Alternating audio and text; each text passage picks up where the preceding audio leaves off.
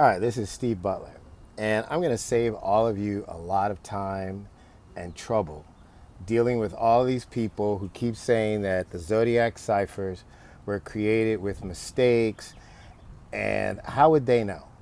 Unless you know the answer, how do you know the person made a mistake?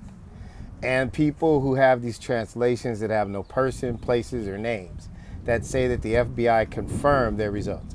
How in the hell can you confirm something that doesn't have a person, place, or name that can be independently researched and tied back to the killer? At this point, beyond saying it's a conspiracy, it seems to just be a complete cobbling of every complete, stupid, idiot, ignorant, dumb, professional, and amateurs included people on the earth trying to actually tell people about something that actually is scientific, simple, basic, and fundamental. People write things in a way that hide it from those who don't understand the way they created it, so that those who do understand the way they created it can understand it.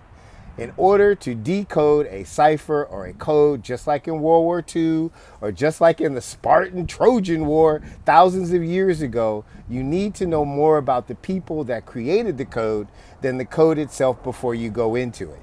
You can't be saying somebody made a mistake. A baby can create a code.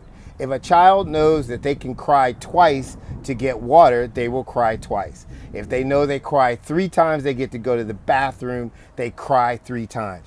That's how ciphers and codes work. So let's deal with the Z13 cipher that David Ornchak said could never be solved until he decided it could be solved, or that there's too many solutions, so we shouldn't look at it at all.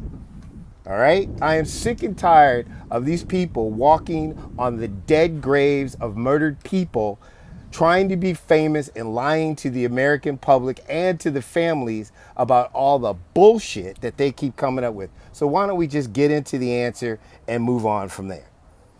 So on my site called Zodiac Killer Truth, we have a post called My Name is Z13 Charlie. Here, as you see on the screen, is the letter that the Z13 character cipher came in, right? It starts off, this is the Zodiac speaking. By the way, Zodiac is not a single person. That is a group name.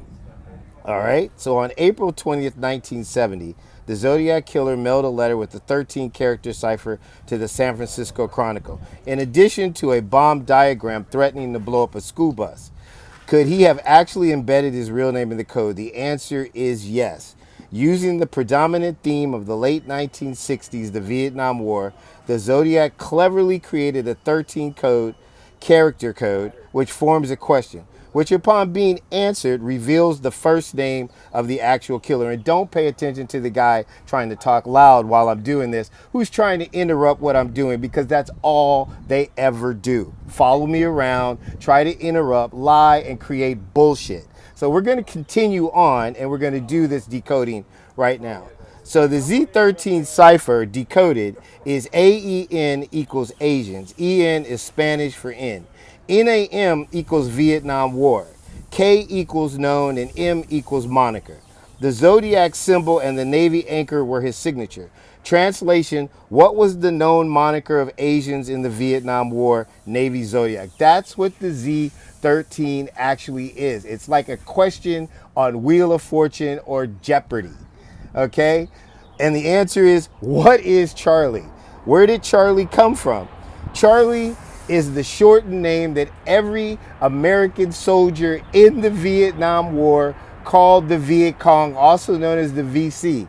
When you're in the military, in order to transcribe letters perfectly without error, they use what's called a phonetic code. So VC was Victor Charlie. They shortened it to Charlie. So the answer to the uncrackable Z13 cipher of the Zodiac is Charlie, because that was what the known moniker of the Asians in Vietnam War was at the time. And since he had the Navy anchor That means, and the Zodiac sign, that means he was in the Zodiac, which is a group of revolutionary people, and in the Navy. It doesn't get any simpler than that. It wasn't a mistake. There's no technical errors. This isn't some kind of trick. It's not a substitution transpose cipher. Substitution transpose ciphers do not have plain text. Okay? They do not display plain text at all. Anybody that took a first year kiddie course in cryptology knows that if you transpose and substitute, the person willing to benefit from double encryption is trying to make sure that you cannot look at the cipher and plainly decode it. Thank you for listening.